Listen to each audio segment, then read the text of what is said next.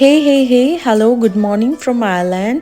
मी एक भारतीय artistic Anna चॅनलवरती तुमच्या सर्वांचं खूप खूप स्वागत आहे. So love begins with you. So I started my morning with some beautiful music and some green tea आणि त्यासोबत मी घेतला आहे जिरा काढा आणि then I took my multivitamin tablets.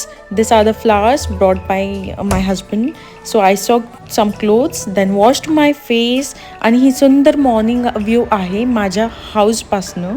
तर हा एक कॉर्नर आहे माझ्या डिअरेस्ट हजबंडनी सजवला आहे. Before I enter the house he told me to read this book the Kite Runner to fly like kite. तर हे आमचं देवघर आहे. Let's start. मी मूळची भारतीय महाराष्ट्रीयन सध्या आयर्लंडमधून बोलत आहे. 1 महिन्यापूर्वी माझं आणि माझ्या हजबंडचं आमचं लग्न 19 जानेवारी रोजी पार पडलं आणि आम्ही त्यानंतर 1 ते 2 आठवड्यांमध्ये आयर्लंडला शिफ्ट झालो. माझे हजबंड आयर्लंडमध्ये जॉब करतात. इथे शिक्षणही घेतलं आहे आणि त्यांच्या समवेत माझं इकडे शिफ्टिंग झाली.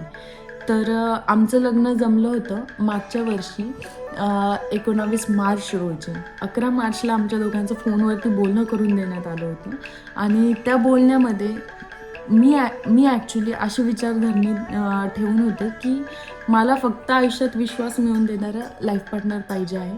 त्याच्याकडे काही असेल नसेल नाही माहिती, पण लाईफ पार्टनर असे पाहिजे की ज्यांच्याकडे विश्वास मला आयुष्यभराचा भेटेल.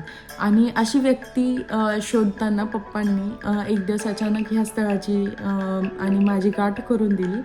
आमची भेट कधीच झाली नाही. आमचं फोनवरती बोलणं झालं होतं 11 मार्च रोजी आणि त्यानंतर 19 मार्चला यांच्या घरून मला बघण्यासाठी पाहुणे आले आणि त्यानंतर त्याच दिवशी आमचं लग्न जमलं आणि लग्नाची बोलणीही करण्यात आली. त्यानंतर आमच्या म्हणजे यांच्या घरचे म्हणजे माझ्या आई वडिलांचं म्हणजे माझ्या सासू सासऱ्यांचं असे मत होतं. पप्पांनी त्यांना फोन केला की आपल्या महाराष्ट्रीयन संस्कृतीनुसार की काही देण्या घेण्याच्या पद्धती आहे का, काही असणार आहे का, तुमचं काय विचार आहे. तर त्यावरती माझ्या सासू सासऱ्यांनी म्हणजेच माझ्या आई वडिलांनी सरळ सरळ आई पप्पांना असं सांगितले की आम्हाला काहीच नको आहे, आम्हाला फक्त तुम्ही मुलगी द्या. मुलगी देताय हीच गोष्ट आमच्यासाठी खूप मोठी आहे. तर ह्या विचारांनी मला त्यांच्या अजूनही सगळ्यांच्याच प्रेमात पाडलं. आई वडील सख्या आईवडिलांप्रमाणे जीव लावतात. माझे सासू सासरे ते मला आता आईवडिलांप्रमाणेच झालेत. त्यांच्यासाठीचे शब्द जे आहेत ते कधी बदलत नाहीत. दुसरी गोष्ट म्हणजे आम्ही तिथे राहिलो 10 ते 15 दिवस आम्ही होतो लग्नानंतर. तर सगळ्यांमध्ये इतका जीव गुंतला ना की भारत सोडून येण्याची मनस्थितीच राहिली नव्हती आणि इतके पटापट दिवस निघून गेले.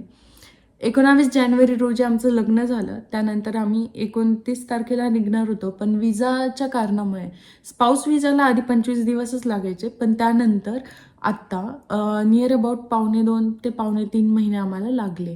तर आफ्टर जस्ट मॅरेज मला 27 जानेवारीला माझा विजा रिसीव्ह झाला, जो की आम्ही प्रोसीड केला होता नोव्हेंबरला. तर जसा विजा रिसीव्ह झाला आणि आम्ही तिकीट्स बुक केले, वी मूव्ह टू आयर्लंड. आयर्लंडला आल्यानंतर जसं मी उतरले कॅबमधनं, पूर्ण आमचा प्रवास संपून 2 कनेक्टिंग फ्लाईट्स होत्या. I travel for the first time 3 constituents at a time. तर त्यानंतर जसं आम्ही उतरलो 24 तासाच्या प्रवासानंतर आम्ही उतरलो कॅबमधनं, आय वॉज लाईक मला खूप जास्त थंडी वाजून आलेली. 2 ते 3 ब्लेझर्स यांच्याकडनं घेतले. आय वॉर दॅट आणि नंतर आम्ही घराकडे आलो.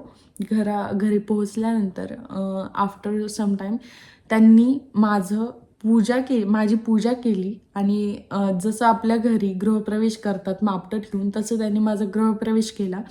जसा आयुष्याचा जोडीदार मी विचार केला होता तसे मला हे भेटले आणि माझ्या आयुष्याचं सोनं होऊन गेलं. टचवूड.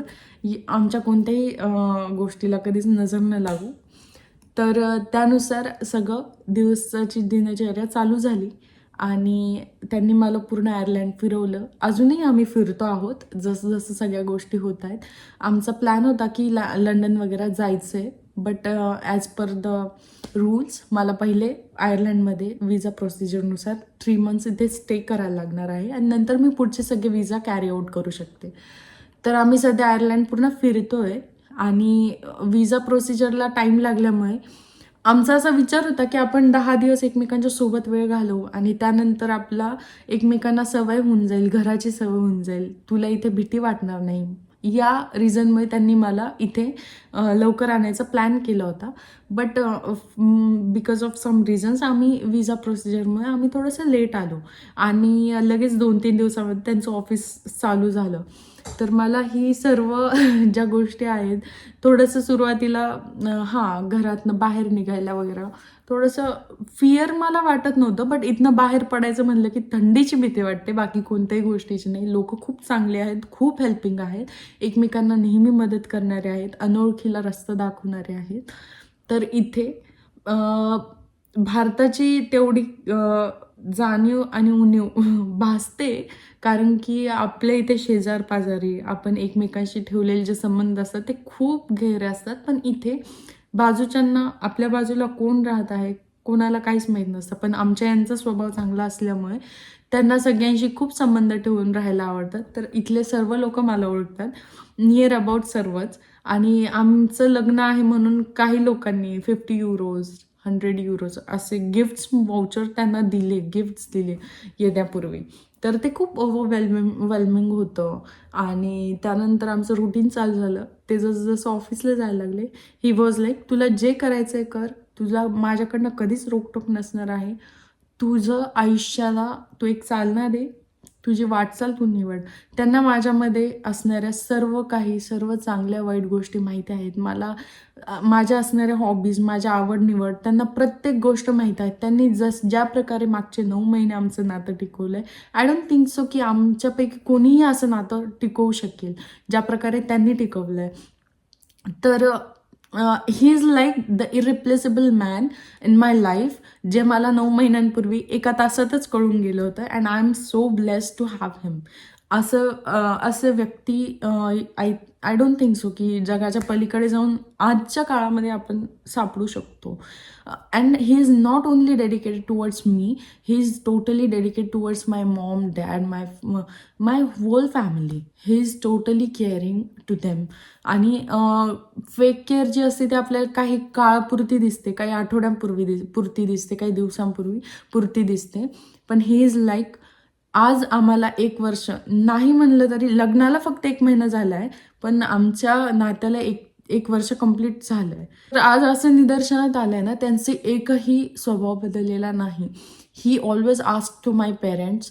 आठवडा खूप झाला, 2 ते 3 दिवसांनी त्यांचा माझ्या घरी फोन असतो की आई पप्पा तुम्ही कसे आहात, तुमची काळजी घ्या, त्यांच्या आजारपणाचं सगळ्या गोष्टींकडे त्यांचं लक्ष असतं. लाईक जस्ट देअर चाइल्ड, म्हणजे त्यांचं एक मोठा मुलगा असल्यासारखंच त्यांचं माझ्या घरीही लक्ष असतं. त्यामुळे माझ्या आईवडिलांना त्यांनी अशा प्रकारे ॲक्सेप्ट केलं आहे, पण मलाही तितकीच ॲक्सेप्टन्स यांच्या घरनं भेटले. म्हणजे आमचे इकडचे जे आई पप्पा आहेत, तर मला इतकं सुद्धा वाटलं नाही आहे की मी माझं माहेर सोडून आली आहे सासरी, कारण की आमच्या आईंनीसुद्धा मला तितकाच जीव लावला आहे, वडिलांनीसुद्धा. म्हणजे आई मला जवळ घेऊन झोपतात, वडिलांनीसुद्धा रोज मला काय आवडतं ते रोज आणायचे. जेवढे 15 दिवस मी सासरी राहिले, तर प्रत्येक मोमेंटला त्यांनी माझी आवड निवड, माझ्या गोष्टी, सगळ्या गोष्टी कॅरी केल्या. आईंनी मला खूप जीव लावला, वडिलांनी सुद्धा खूप जीव लावला. आणि तिथलं जे नातं होतं, म्हणजे आमच्या दोघांच्या रूममध्ये आई लिटरली लाडू, ड्रायफ्रुट्स आणि रात्री भूक लागते म्हणून चिप्सचे पॅकेट्स वगैरे सगळं आणून ठेवलं होतं. तर एवढं care I don't think so की आजकाल असे सासू सासरे भेटणं खरंच खूप मुश्किल आहे. आणि ते आजही ते नातं जपतात. दुपारी माझं जेवण झालं की नाही हे विचारायला सुद्धा त्यांचा फोन कॉल असतो, म्हणजे असतोच. आणि अशा प्रकारे I am so blessed, touch wood. I don't want spoil my happiness and my feeling of being blessed. तर thank you so much God for everything. Thank you so much my parents for everything, my both of parents for everything. आणि मला या प्लॅटफॉर्मवरती आणण्यासाठी खूप खूप खूप धन्यवाद. आज मी जे काही आहे आणि मी पुढे जाऊन जे काही असेल, ह्या सगळ्या गोष्टींचं श्रेय माझ्या आईवडिलांना, माझ्या सासू सासऱ्यांना आणि स्पेशली माझ्या हजबंडला असणार आहे. Thank you so much for everything. तर या प्रकारे माझा व्लॉग मी स्टार्ट करत आहे with the feeling of being blessed. आणि माझ्या व्लॉगला नेहमीच प्रतिसाद द्या, बघत राहा. थँक्यू.